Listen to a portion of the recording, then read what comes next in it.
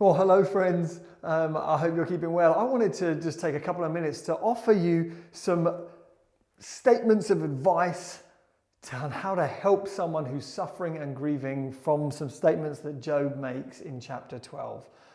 I thought this would be a helpful little extra and practical how-to off the back of this week's sermon. In chapter 12, verse 3, Job says to his friends, "I have a mind as well as you. I am not inferior to you." The first thing that we learn from Job's response to how his friends are speaking to him and treating him, the first thing we learn, and it's good for us to remember, is that people who are grieving are not stupid. We do not need to think for them or always feel the need to speak for them. As obvious as that sounds, it can often be very hard for us to do. All of us, when sitting with someone we love and care for who's suffering, all of us want to say wise things. We want to somehow ease their pain through our own, wisdom, comfort, learning. Nevertheless, we must remember to dignify the person without always feeling the need to solve their situation. The great Christian apologist, Ravi Zacharias, he was known for often saying, "I don't just answer the question that someone puts to me about Christianity, I answer the questioner." Behind every question, behind every problem, is a human being who's wrestling with something deeply personal. Sit with someone, listen to someone, leave them space to think, give them respect, don't talk down to people and don't try to solve their problems. The friends in the book of Job are often given a bad rep because of the advice that they give to Job. But I've never seen anybody offer the kind of comfort that Job's friends offered him at the very beginning of their encounter. It says that they saw Job at a distance and they walked towards him, they drew near to him. And then, because his suffering was so great, they didn't say anything. They just sat and we wept with him for 7 days. Try being silent for 7 minutes. That would be a start and an improvement for many of us, myself included. But 7 days?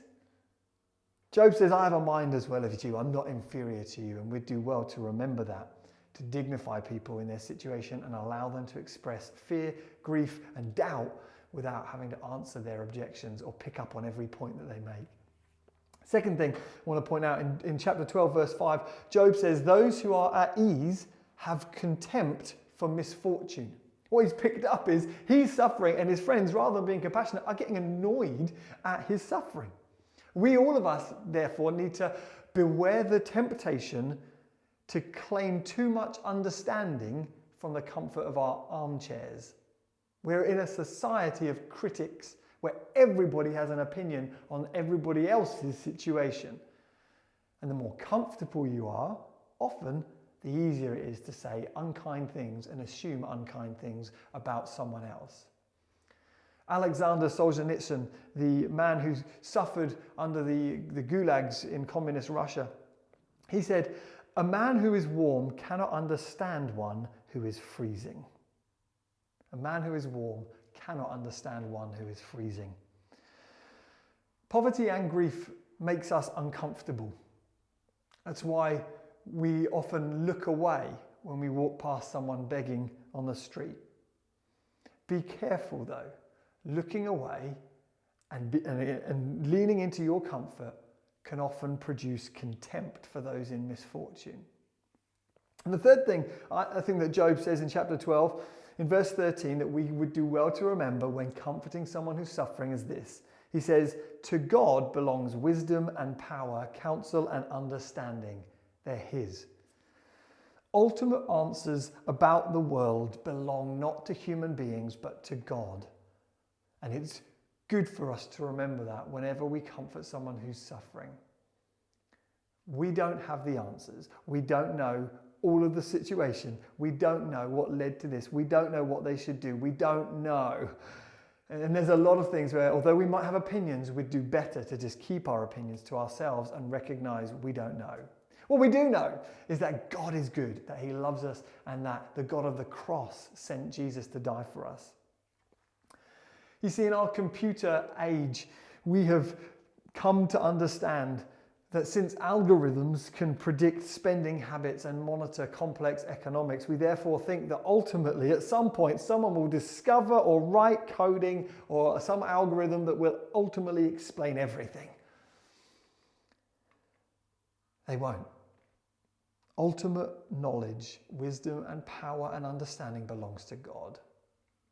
In trying to comfort people who are hurting, one of the best things we can do is just say, I don't know. I don't know, but I do care. So hopefully those three things from Job are useful. People who are grieving are not stupid. We don't need to think for them or speak for them. We need to beware of the temptation to claim too much understanding from the comfort of our armchairs, and we need to recognize that ultimate knowledge belongs to God. But let's use the example of the friends that I mentioned earlier, that when we see people who are struggling, let's not keep at a distance. Let's not stay away. Let's walk towards them. Let's sit with them. And where appropriate and where we're able to, let's grieve with them. God bless you.